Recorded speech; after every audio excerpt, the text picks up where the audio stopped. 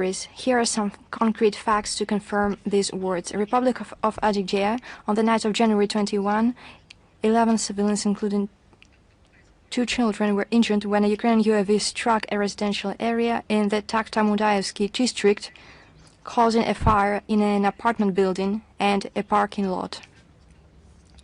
Belgorod region, on January 15th, 3 civilians, including the head of the Malinovsky Rural Settlement Administration, Ignatov, were injured as a result of UAV strikes in the village of Malinovka and the village of Glotovo. On January 16th to January 20th, in the city of Shebekino, the villages of Nechaevka, Zibrovka, Tavrova, Golovchino, Gruska, Tradne, and Novoetvolzhanka, as well as on the Voznesenovka-Shebekino highway, drones killed 5 people, including Tailokov, assistant to the head of the Gravionsky district for security. 8 civilians were wounded. Bryansk region, on January 20th, 2 civilians were killed when enemy suicide drone struck a civilian vehicle in the village of Chosy. Zaporozhye, on January 19th, the armed forces of Ukraine shelled a secondary school in the city of Kamenka-Dnipropetrovsk, where 15 children and 10 employees were present at the time. Fortunately, they were not injured. On January 20th, a man was wounded in an attack by an unmanned aerial vehicle in Vasilievka, Krasnodar territory. On January 18th, a civilian was injured as a result of a Ukrainian armed forces strike on civilian targets in Tuapse. And on January 18th, 3 children aged 4 and an adult were injured when debris from a drowned Ukrainian drone fell in a residential building in Beslan.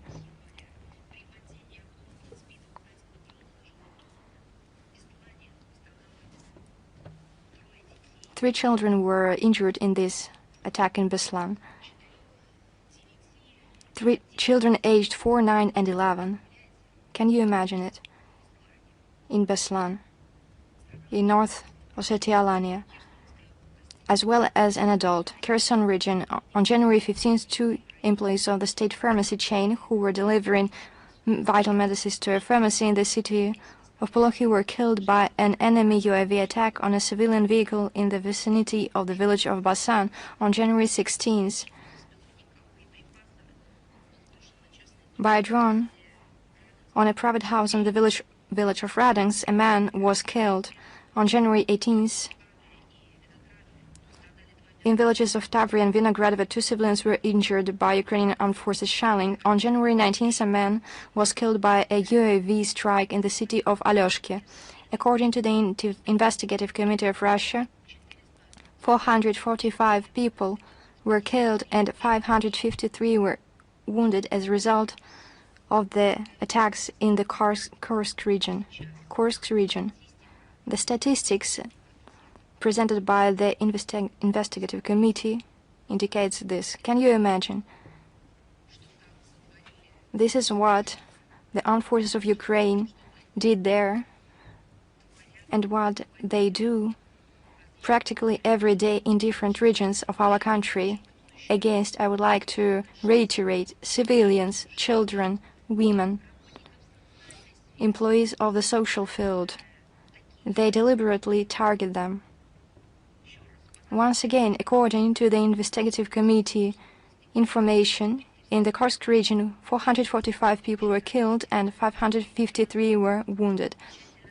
The crimes of the Ukrainian nationalists are being thoroughly investigated, and all those responsible will be identified and will face inevitable punishment.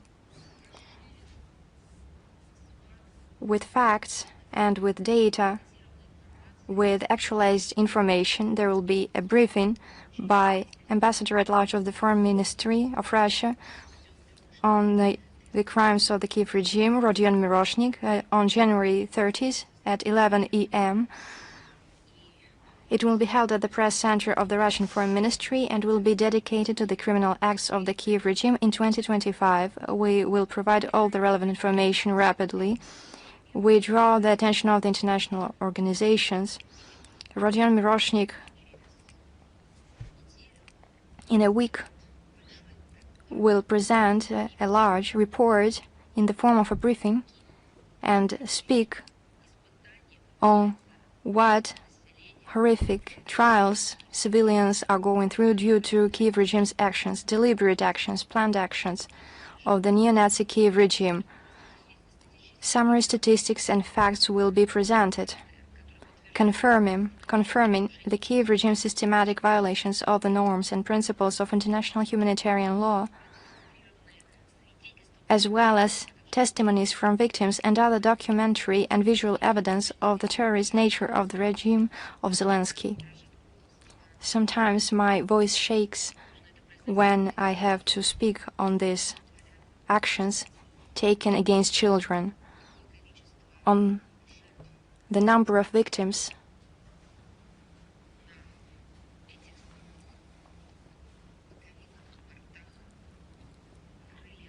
We can see victims caused by the drones launched by Ukrainian armed forces.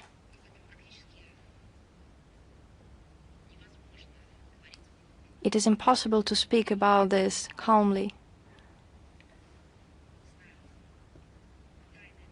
I do not know whether it is a secret or not, but the most difficult task when you voice these numbers and these facts is to see the text, because tears appear in the eyes, and it is difficult because they blur the vision, and sometimes I cannot refrain from these tears. But every time I try to do it so that the world can know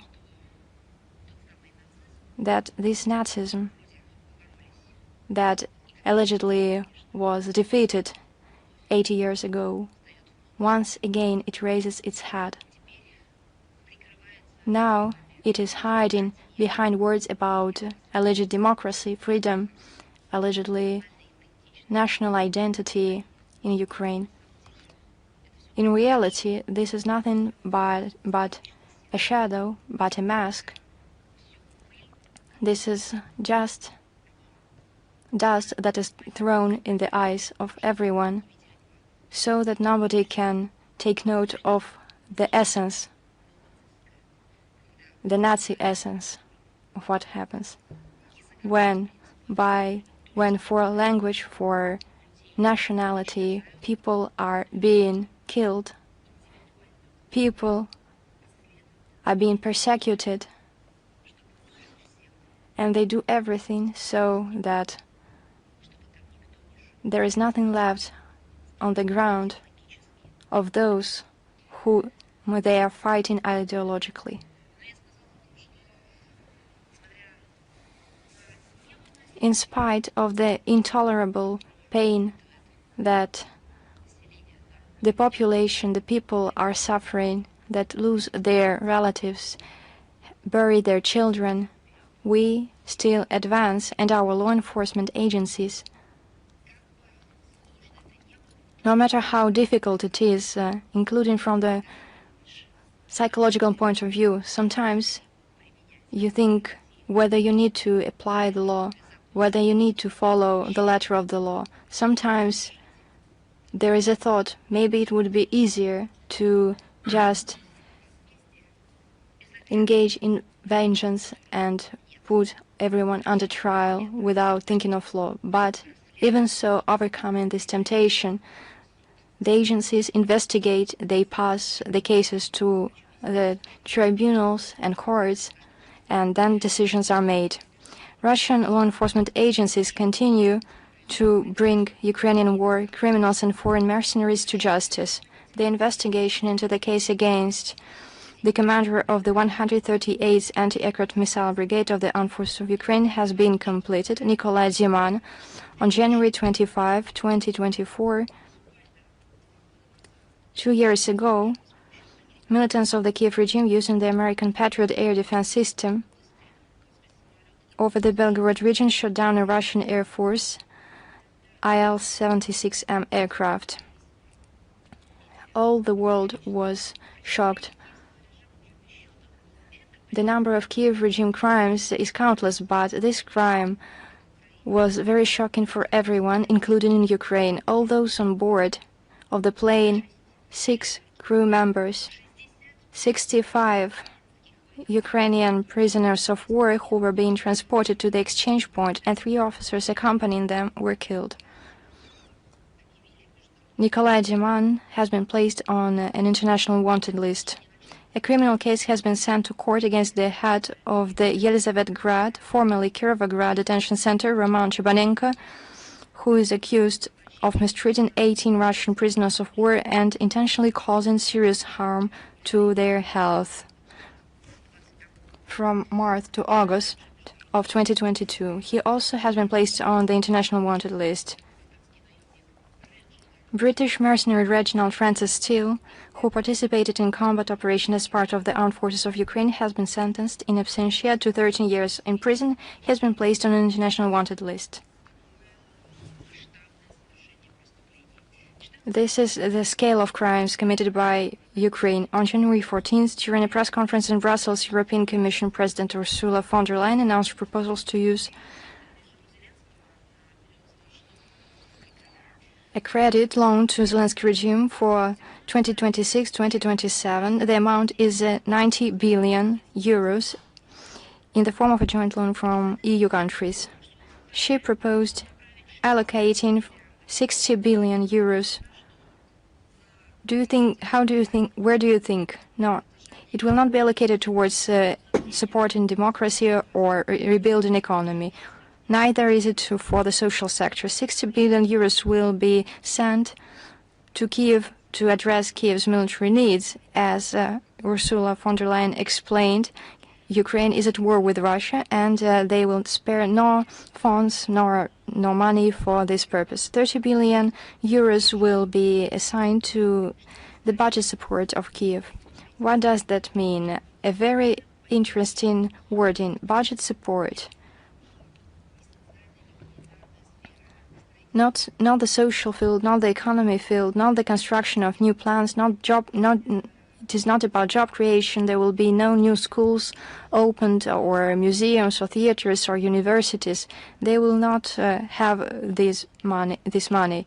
This, according to Ursula von der Leyen, is money dedicated to the budgetary needs of the Kiev regime. What are these budgetary needs? We are well aware of what they are. The whole world knows. This money is assigned so the Zelensky can steal them, and this is what this is all about. Weapons should be purchased, according to her, mainly in Ukraine, EU countries, or the European Free Trade Area.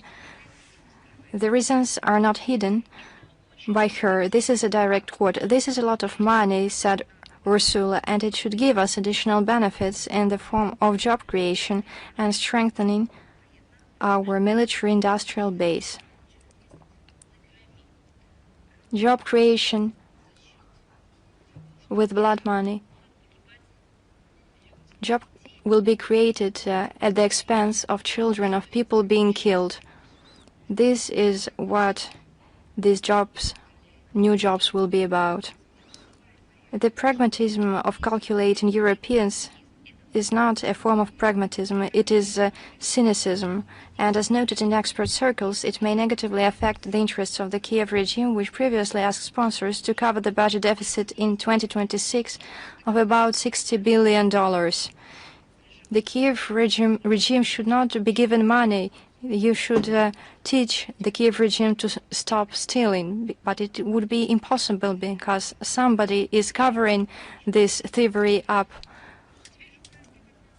Now the Ukrainian treasury will only be able to receive 15 billion euros, even if additional tranches are received from other Western countries, the International Monetary Fund, or other sources of financing. Ukraine is unlikely to avoid a budget deficit amid an avalanche of rapidly growing needs to restore, for example, its energy sector.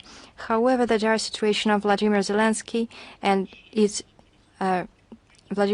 is of little interest to his European allies. For them, it is important to continue with the carnage and to participate in this redistribution of money.